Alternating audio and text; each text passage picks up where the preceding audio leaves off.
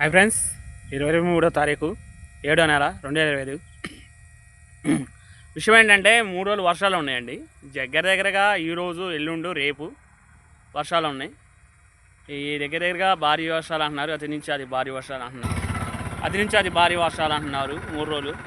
ఈ ఛత్తీస్గఢ్, బీహారు దగ్గరగా చికా చేస్తుంది. ఛత్తీస్గఢ్, బీహారు, కేరళ, తర్వాత వచ్చేసి ఇంకో రాష్ట్రాలు, కొన్ని రాష్ట్రాలు చికా చేస్తుంది ఆల్రెడీ. ఈ బద్రీనాథ్, తర్వాత వచ్చేసి ఇంకేదో ఉంది, ఆ ఊరి పేరు నాకు సరిగ్గా గుర్తులేవు, కానీ ఆల్రెడీ అక్కడ చికా చేస్తుంది వాన. నాకు ఈ ఆల్రెడీ ముందు చూపించాడు అనమాట, దేవుడు ఇలా జరుగుద్ది, ఇలా అయిద్దని ముందు ఆ వరద గురించి చూపించాడు. మరి ఆ శివుడు గుడి ఉండేది, శివుడు ఎక్కడో ఉన్నది, మనకి ఆ భక్తులు వెళ్తారు అక్కడికి, నాకు కరెక్ట్గా తెలియదు అది. అక్కడ కూడా బాగా తుఫాన్ వచ్చి బాగా కొట్టుకుపోతున్నాయి. చూస్తుండగానే ఒక రైలు వచ్చేస్తుంది. అంటే ఒక బ్రిడ్జ్ మీద రాష్ట్రంలో రైలు ఒకటి వచ్చేస్తుంది. అలా ఒక నదిలో ఉందన్నమాట. నదికి ఆనుకొని నదికి ఉందన్నమాట. ఆ నది అవతలకి వెళ్ళాలంటే ఈ బ్రిడ్జ్ దాటాలి. బ్రిడ్జ్ దాటిపోతుంటే ఒకేసారి కుప్పకూలిందండి. ఇంకా అదృష్టం, ఆ అవతలకి వెళ్ళిన తర్వాత ఈ ట్రైన్ అనేది వెళ్ళిపోయింది. ట్రైన్ వెళ్ళిపోయిన తర్వాత కుప్పకూలింది. అది ఒకేసారి కుప్పకూలి, అదే మనుషులు ఉండగా పడితే అంత డేంజర్ అండి అది. అలా మనుషులు ఉండగా పడితే, అది మనుషులు అందుట్లో ఉండగా అందుట్లో మనుషులు ఉన్నారు అనుకో, అది మనుషులు, అది ట్రైన్ పోకముందే పడి ఉంటే, ఆ బ్రిడ్జ్ దాటకముందే పడి ఉంటే, ఆ బ్రిడ్జ్లో నదిలో పడి ఉంటే ఎంతమంది కొట్టుకుపోయారండి. అసలు భయంకరంగా ఉండేది. మరణం కూడా చెప్పలేనండి. 100 మంది ఉంటారు అందుట్లో. ఒకసారి ట్రైన్లో వచ్చేసి ఒక బోగీళ్ళల్లో 100 మందో 200 మంది ఉంటారు, కరెక్ట్గా నాకు తెలియదు, కానీ ఆ ఒక్క బోగీలో చాలామంది ఉంటారు. అలాగ 14 బోగీలు, 15 బోగీలు, 20 బోగీలు ఉంటాయి. ఆ బోగీలలో ఎంతమంది జనం ఉంటారు ఒకసారి ఊహించుకొని. పొద్దున్నే లేస్తూ ఆ ఇతర రాష్ట్రాల నుంచి వస్తూ ఆ ట్రైన్ వస్తుంటే, ఇలా కొనుక్కుపాటు తీసుకునేవాళ్ళు కొంతమంది, మొహాలు కడుక్కునేవాళ్ళు కొంతమంది ముచ్చట చెప్పుకునేవాళ్ళు కొంతమంది, రాక్తారంతా మేలుకునేవాళ్ళు కొంతమంది. అసలు ఏమనాలండి, అంత భయంకరంగా అయ్యేది. అసలు అది యాక్సిడెంట్ అనాలో ఇంకేమనాలో తెలియదు, కానీ అది భయంకరంగా అయ్యేదండి. జస్ట్ అది అలా పోవటం, అలా జరగటం అనేది ఎంతవరకు వాము చాలా డేంజర్గా జరిగిందండి. జరగటం కూడా, అది జరగటం ఒకేసారి మరి ఎందుకు అయిపోయిందో, మరి ఎందుకు జరిగిందో అర్థం కావట్లేదు. గేదెలు వస్తాను కదా ముందు వాదం, ఒకేసారి జరిగిందండి. అది ఒకేసారి కుప్పకూలటం ఒకేసారి జరిగింది. అదొకటాను. ఇంకో విషయం ఏంటంటే, ఈజిప్ట్లో మమ్మీలు ఉంటాయి. అంటే పూర్వకాలం నుంచి మాకు అక్కడ ఈజిప్ట్లో మమ్మీస్ ఉంటాయి. అంటే దేవుడు రాకడొస్తే లెగుస్తారని మాకు నమ్మకం ఉంది బైబిల్లో. అది ఎంతవరకు తెలుసు నాకు తెలియదు. అయితే ఇప్పటికీ ఉంటాయి. అయితే బోలం అంటారు దాన్ని. బోలం అంటే ఒక కెమికల్ అనమాట. ఆ కెమికల్ పూస్తే కొన్ని 100 సంవత్సరాల దాకా బాడీస్ పాడవు. ఇప్పటికీ ఆ 100 సంవత్సరాల నుంచి బాడీస్ ఇప్పటికీ పాడవకుండా అలాగే ఉంటాయి అన్నమాట. బాడీస్ ఇప్పటికీ అలాగే ఉంటాయి. ఇప్పటికీ ఉన్నాయి. ఇప్పటికీ మేము లేస్తాయి బాడీలు, మాకు దేవుడు రాకడొస్తాయి అని లెగుతాయి అన్న మాకు నమ్మకం ఉంది. ఆ నమ్మకం వల్ల మాకు ఇప్పటికీ అందుట్లో ఈజిప్ట్లలో ఒక్కొక్క పిరమిడ్లో ఒక్కొక్క శవం ఉంది. ఆ పిరమిడ్లకి ఎంత అర్థమో ఎవరికి తెలియదు. పిరమిడ్కి అందుట్లో శవాలు ఉంటాయి.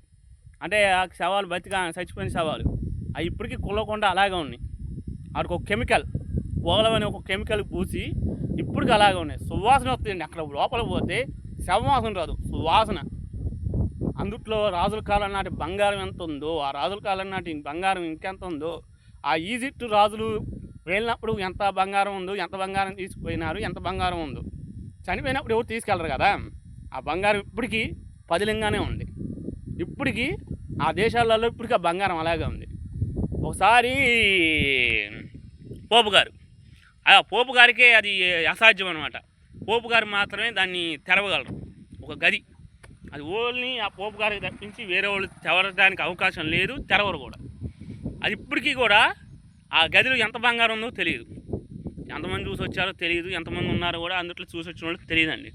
ఇప్పటికీ అలాగే బంగారం ఉంది. అదొకటి. ఇప్పటికీ ఎంతమంది ఎంత ఉందో, ఎంత రాజుల కాలం నుంచి ఎంత బంగారం ఉందో ఇప్పటికీ ఉందండి. సరే, ఆ టాపిక్ వదిలేద్దాం. ఇంకో టాపిక్ ఏంటంటే, పిల్లలకి సపోజ్ నేను చెబుతున్నాను, తప్పుకోవద్దు అనుకుంటూ, చిన్న పిల్లలకి బళ్ళు ఎందుకు ఇస్తున్నారండి నాకు తెలియక అడుగుతున్నాను. ఇప్పటికీ నా తండ్రి ఈయటానికి కూడా నన్ను భయపడుతుంది, ఎక్కడ కింద పడుతున్నా అని. నేను కూడా తీసుకోను, ఏదైనా సైకిలే. నేను ఎక్కువ దూరం అన్నాలని సైకిల్ మామూలు సరదాగా వెళ్ళి వస్తుంటా. ఏదైనా మంచికి వెళ్ళాలన్న బండి అప్పుడప్పుడు వేసుకెళ్తా, అది వేరే విషయం. అయితే చిన్నపిల్లలకి ఏందండి, 8, 14 సంవత్సరాలకి బండ్లు ఎత్తన్నారండి. 10 సంవత్సరాల పిల్లలకి అండి బండి ఇచ్చేది. 7 సంవత్సరాల పిల్లోడు అంట 6-7 సంవత్సరాల పిల్లోడికి లారీ ఇచ్చాడు. వాడికి బుద్ధి ఉందనా బుద్ధి లేదనా ఒక్కసారి ఆలోచించండి. వాడికి బుద్ధి అనేది లేక మతి తెలియచిందో కానీ వాడు తోలుతుంటే దాన్ని వీడియో తీస్తున్నాడు. అందులో ఎవరు లేరు, పెద్దలు కూడా లేరు. వాడు పోయి ఎవరైనా గుద్దిస్తే పరిస్థితి ఏంటి, ఏదైనా జరిగితే యాక్సిడెంట్ ఏంటి, ఎవరైనా గుద్దిస్తే ఎంత యాక్సిడెంట్ ఎంత ప్రాణ నష్టం అండి. ఒకసారి ఊహించుకోండి, మీకే అర్థమైంది అది ఒక్కసారి పోయి ఎవరు గుద్దిస్తే ఎంత ప్రాణ నష్టం అండి. అసలు ఎవరికి ఏంటి అనే బాధ్యత అనేది లేకుండా చాలామందికి తిరుగుతున్నారండి. బాధ్యత లేదు. ఎంతమందికి ఏం చెబుదామన్నా మనం చెప్పలేకపోతున్నాం. చూశారు కదా ఎంత ఎంత ఎంత ఎంత ఎంత చిన్న పిల్లలకి బళ్ళు ఇస్తారండి. అదొకటి ఆడపిల్లలు బళ్ళు ఇస్తారండి చిన్న చిన్న పిల్లలకి. 14 సంవత్సరాల పిల్లలకి 20 సంవత్సరాల పిల్లలకి. మగోడు పడితే తట్టుకుంటాడండి. ఎందుకంటే మగోడని అంటారు. వాడు మగోడు రా ఎందుకంటారు, కొన్ని కష్టాలు వచ్చినా కొన్ని బాధలు వచ్చినా మగోడు తట్టుకున్నంతగా ఆడవాళ్ళు తట్టుకోలేరు. ఎందుకంటే వాళ్ళు తట్టుకునే బాధ కొన్ని ఉంటాయి. ఆ తట్టుకునే బాధలు వేరు అనుకోండి. ఈ తట్టుకునే బాధ వాళ్ళు తట్టుకుంటారు. ఆ తట్టుకునే బాధ మనం తట్టుకోలేము. ఆడవాళ్ళు తట్టుకునే బాధ మనం తట్టుకోలేము. మగోళ్ళు తట్టుకునే బాధలు ఆడవాళ్ళు తట్టుకోలేరు. ఆడవాళ్ళు తట్టుకునే బాధలను మగోళ్ళు తట్టుకోలేరు. పిల్లలకా మీరు ఇచ్చేది ఆడవాళ్ళకా బళ్ళు మీకు ఎంతవరకు మేము ఏమనాలండి.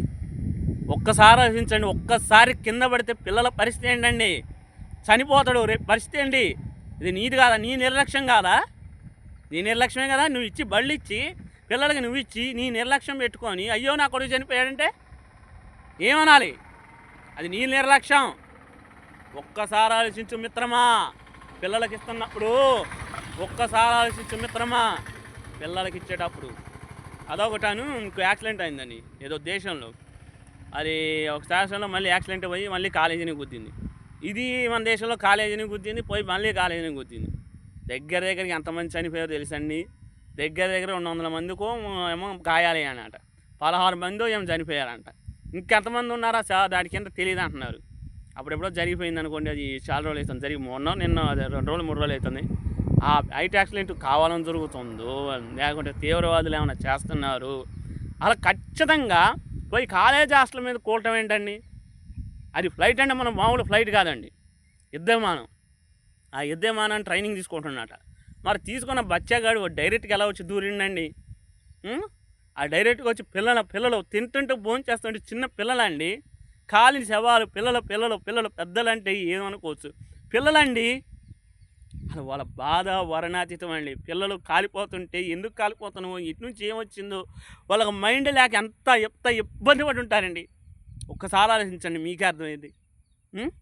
ఒకసారి ఆలోచించండి. ఏదైనా ఏ విషయమైనా ఒక్కసారి ఆలోచించి మైండ్తో ఆలోచించండి. జై హింద్, జై భారత్.